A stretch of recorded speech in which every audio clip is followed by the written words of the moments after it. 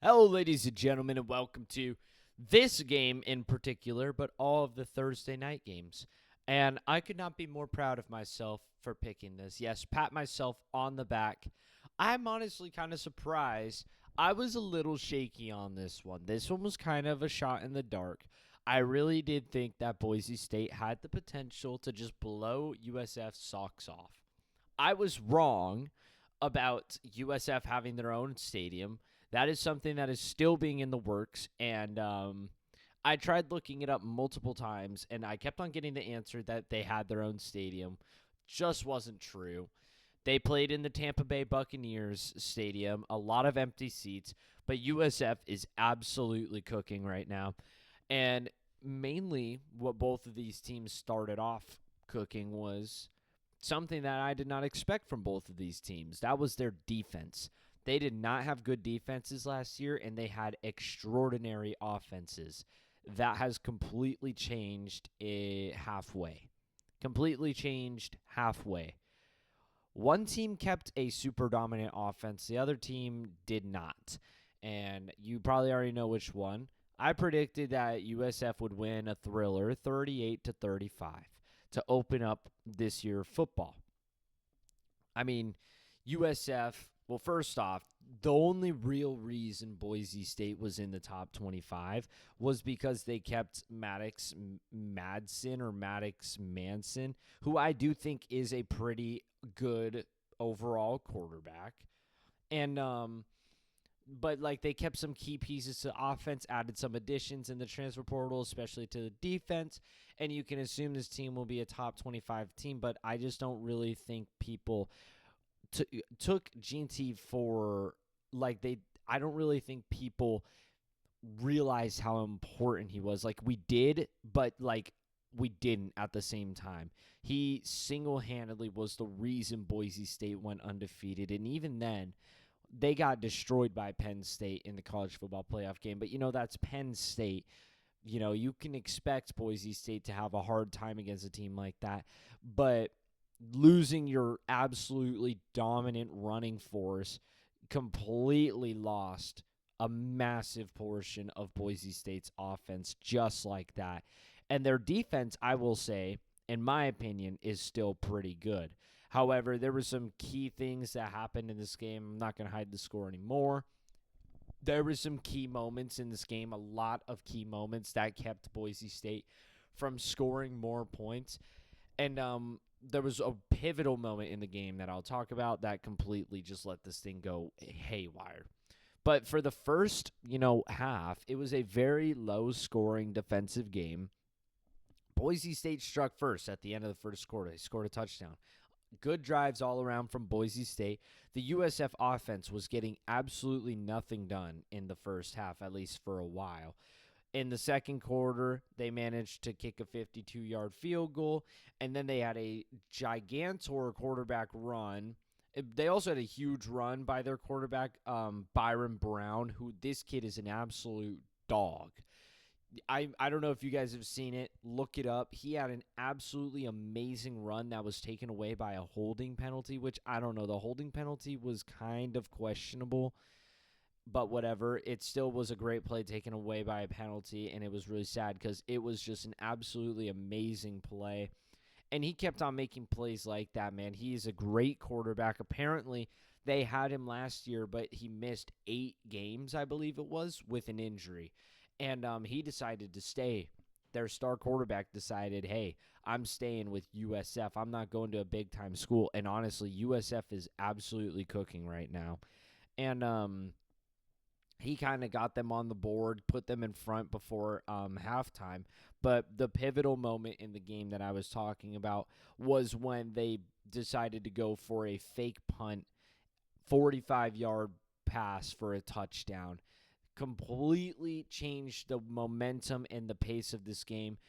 I mean, pretty much from this point forward, mistakes would only increase for Boise State, and USF would just start to dominate. The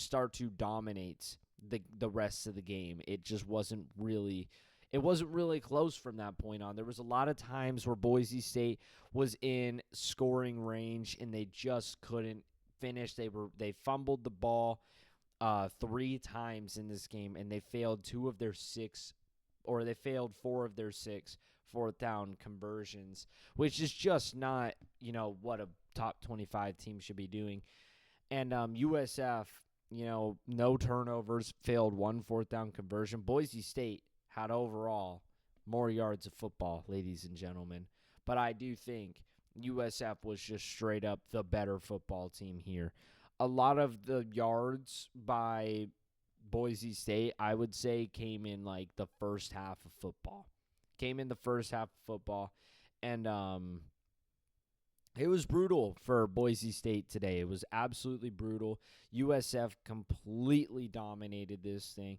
And honestly, I would keep an eye out for USF, dude. Like they have a huge non-conference schedule where they can cause some havoc. They start off with an absolutely dominant win over Boise State. They get to hit the road and go to Florida, which is going to be really hard. But then after that, they hit the road and go to Miami. They've got opportunities. Those are going to be extremely interesting games to watch. Those are week 2 and week 3. Keep an eye out for those. But I didn't write them down. I didn't do a lot of these games, and honestly, I'm kind of mad at myself. I only stuck to top 25 like I normally do, but I missed a lot of pivotal games this week, like Auburn versus Baylor, Georgia Tech versus Colorado.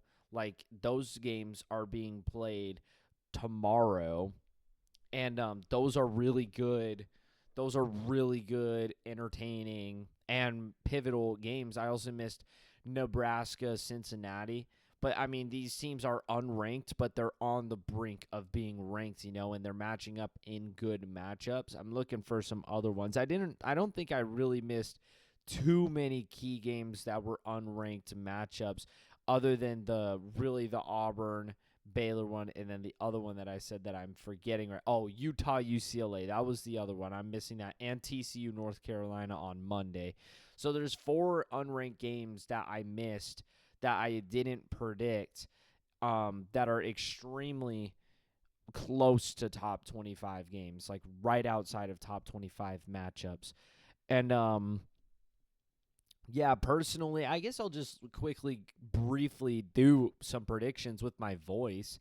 I would say Baylor will beat Auburn. I would say 38-21. I think Baylor's got a really good offense cooking, but they've had some extreme defensive problems, and I don't really think they repaired that defense too much, but they've got Heisman potential back there. I think people are giving Baylor a little bit too much gas right now. But Auburn, on the other hand, you get the transfer quarterback from Oklahoma, but I personally didn't like how he played last year. I thought he was kind of bad.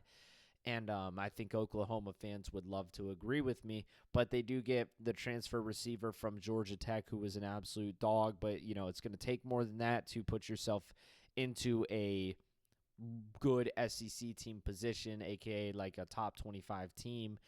With an SEC schedule, it's going to take a lot more components. And I do think Auburn has the ability to cook. They just haven't been able to put it together recently.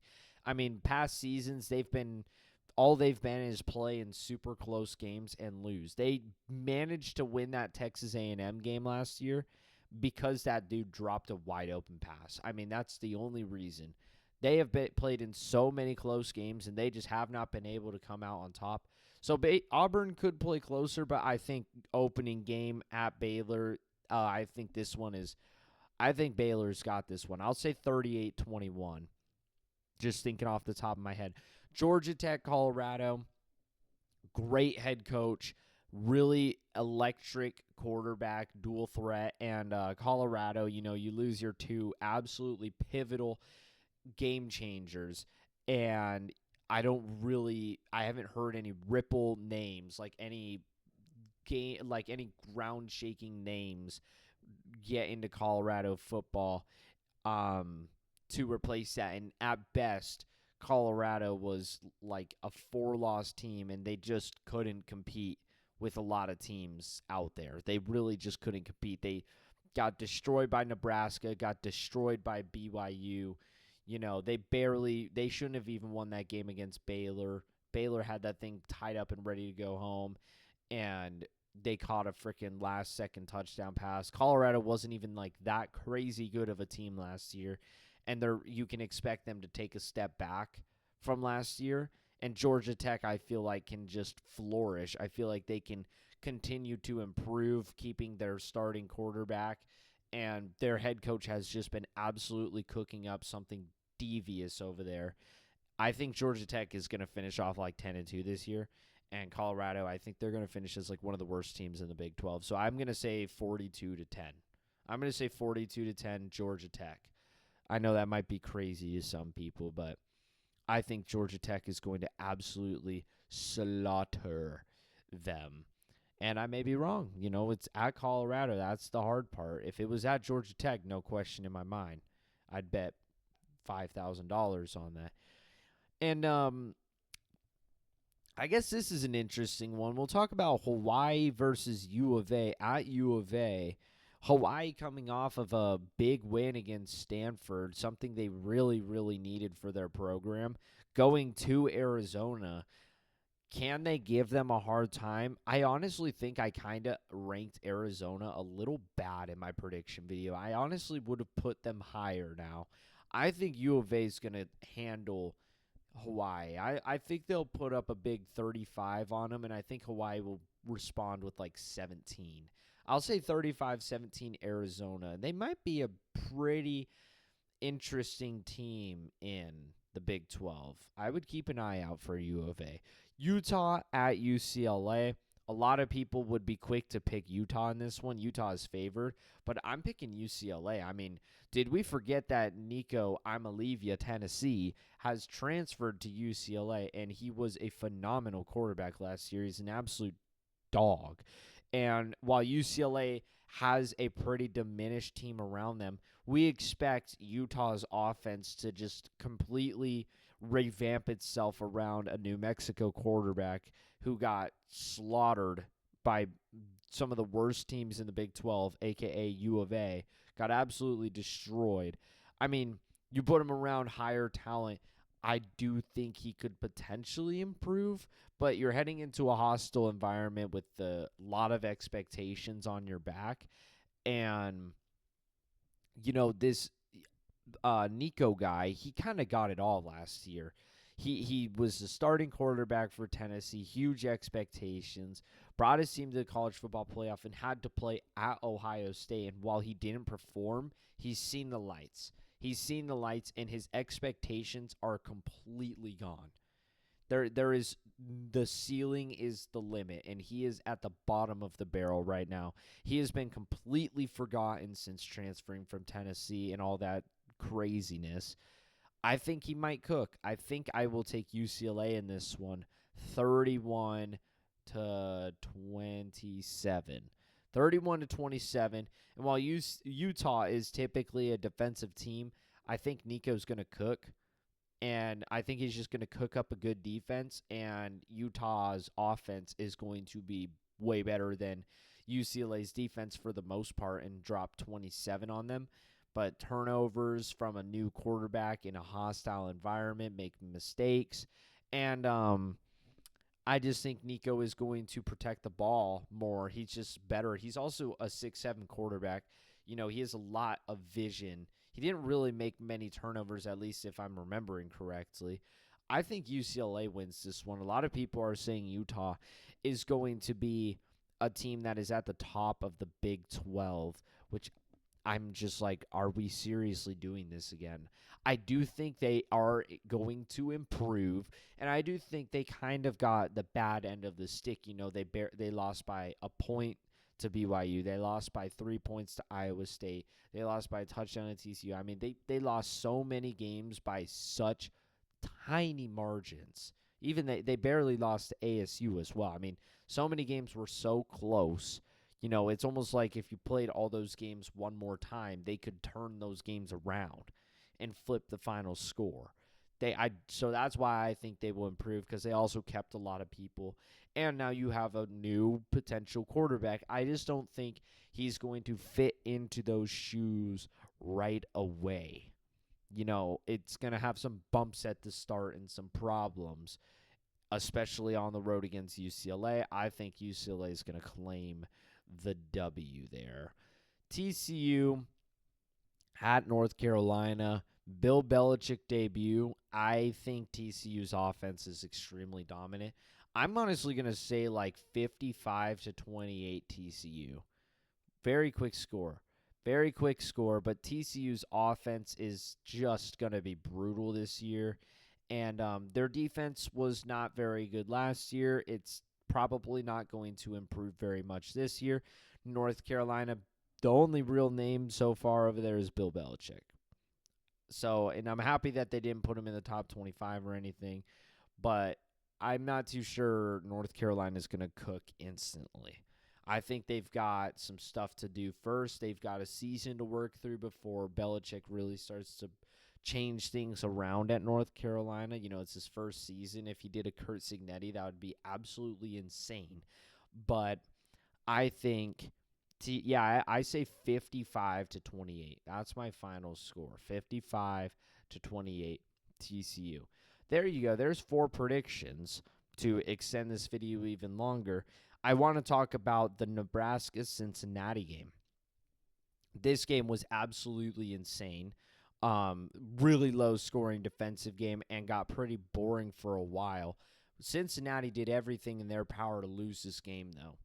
After all the talk that there was about Nebraska football this year, I mean, Nebraska's walking away with a 3-point win when they had almost 100 more yards of offense than Cincinnati, but Cincinnati had 2 turnovers, which those 2 turnovers were the most pivotal parts in those games. I feel like I've been saying pivotal a lot today, but it seriously was.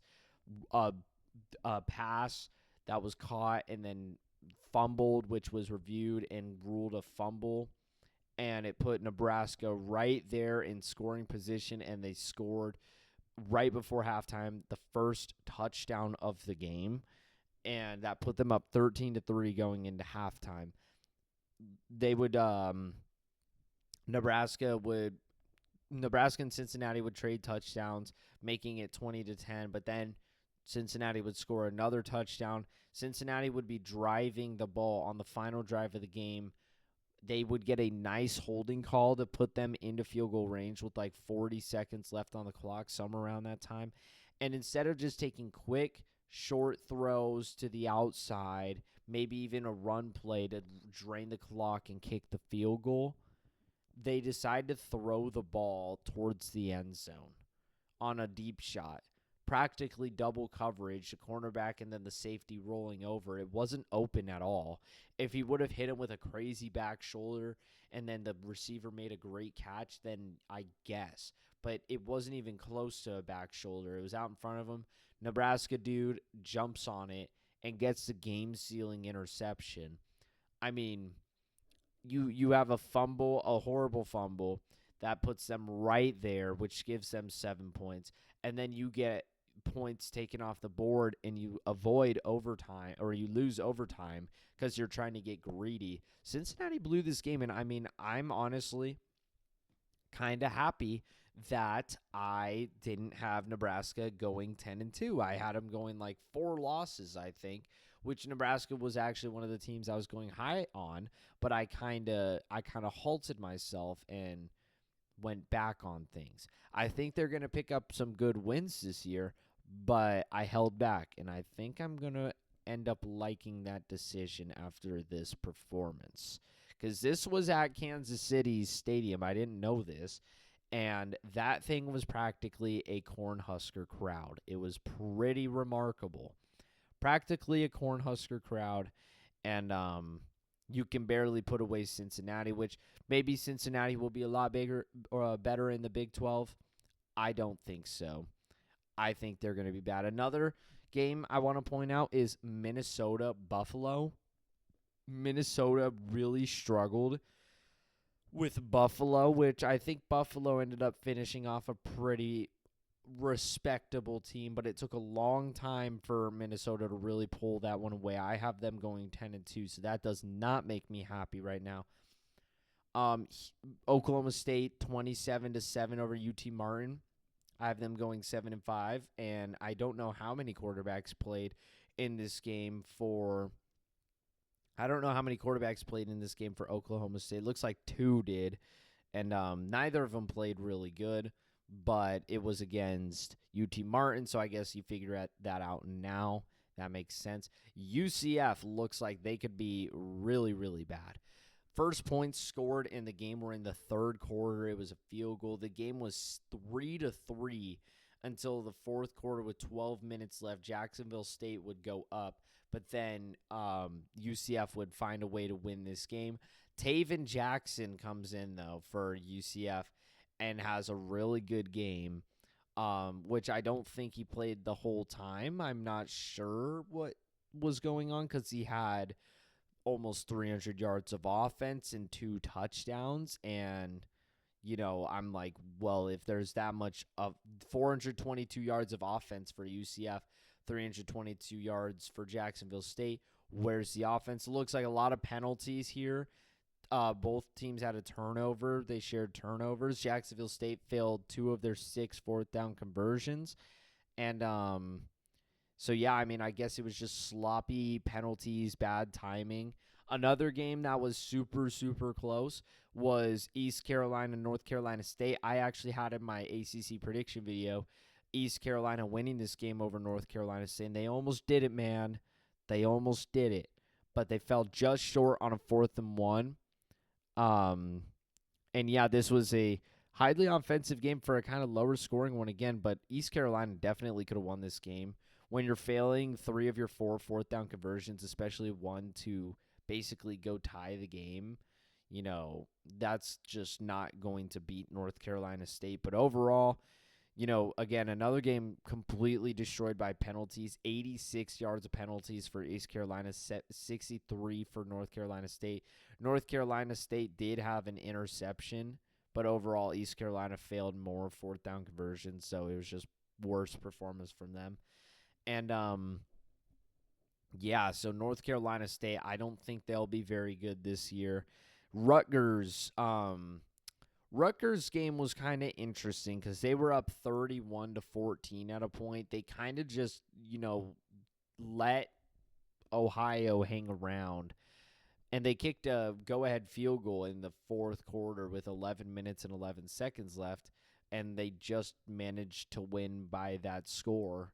So a lot of offense in this game as well, and overall, the Rutgers just executed better. Even though Ohio had more yards of offense, Rutgers went 5 for 5 on fourth down efficiency.